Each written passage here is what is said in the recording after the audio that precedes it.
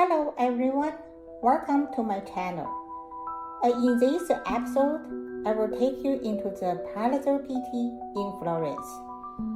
As we know, nestled in the heart of Tuscany, Florence is known as the cradle of the Renaissance, and the Palazzo Pitti shines as one of its brightest treasures.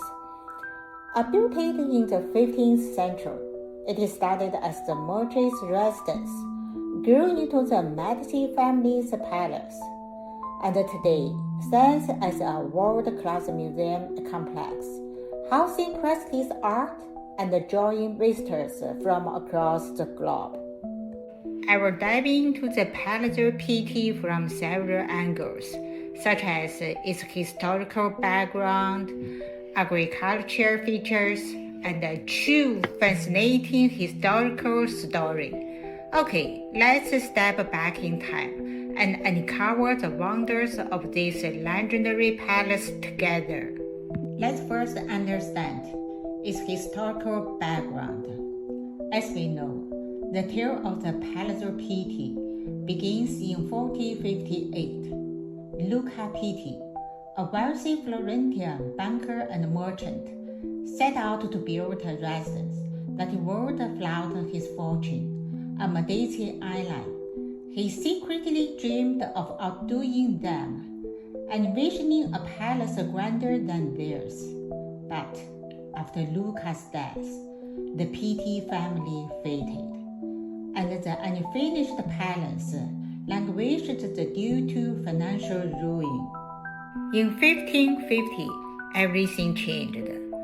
Eleonora di Toledo, wife of Cosimo I de' Medici, bought the half-built structure, turning it into the Medici's official home.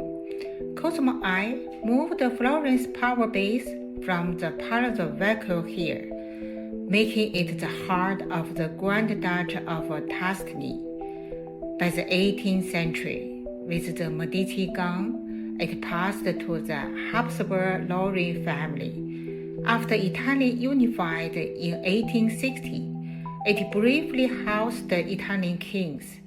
Now, it's a museum complex, home to the Palatine Gallery and the Boboli Gardens, steeped in history. Second, I will analyze its architectural features. The Palazzo Pitti exterior is a jaw-dropper, stretching 205 meters wide and 36 meters tall. It looks like a Renaissance fortress. Its facade boasts rustic stonework huge and polished blocks that radiate raw, rugged beauty. This stone seems to shout strength and eternity, often credited to a student of Filippo Brunelleschi. This boat shell hooks you from the first glance. Step inside, and the darkness transforms into luxury, covering 32,000 square meters. The interior spans the row apartments, modern art gallery, and more, tracing centuries of change. The Palatine Gallery steals the show. The parochial frescoes by Pietro di Costona painting myths and Medici glory across the ceilings.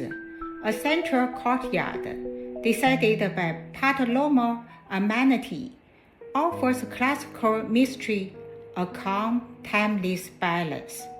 Now we will see the greatest highlight.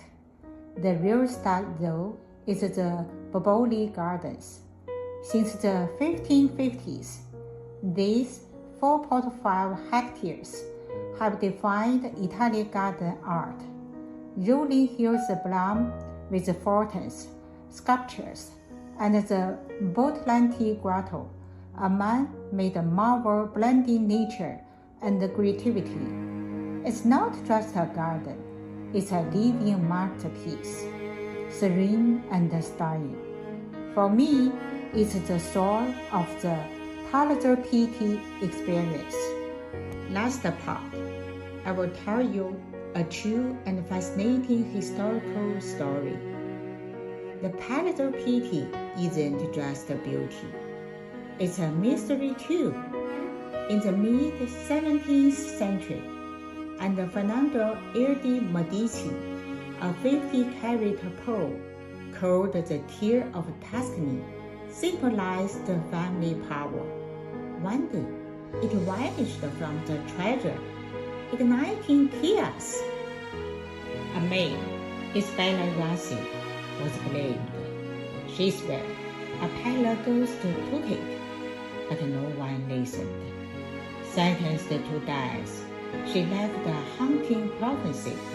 Whoever covers the pearl will face endless ruin. Soon, stranger things happened. Fernando's wife, Victoria de la Rovere, heard the nightmare sobs, and the servants spotted a shadow finger in the halls. Later, an adventurer hunting the pearl in the Boboli garden died suddenly, cause unknown. The Tear of Tuscany remains missing. Is it buried in the gardens or destroyed? This still wraps the palace in intrigue, thrilling every visitor. We are approaching the end, just as we heard and saw. The Palazzo Pitti is Florence's gem and a testament to human brilliance. From Luca Pitti's dreams to Medici's splendor and the Tear of Tuscany enigma, it's alive with stories. Walking its halls, you feel the Renaissance pulse and history's pull. If you ever visit Florence, step into the Palazzo Pitti to uncover the secrets in its stones and gardens.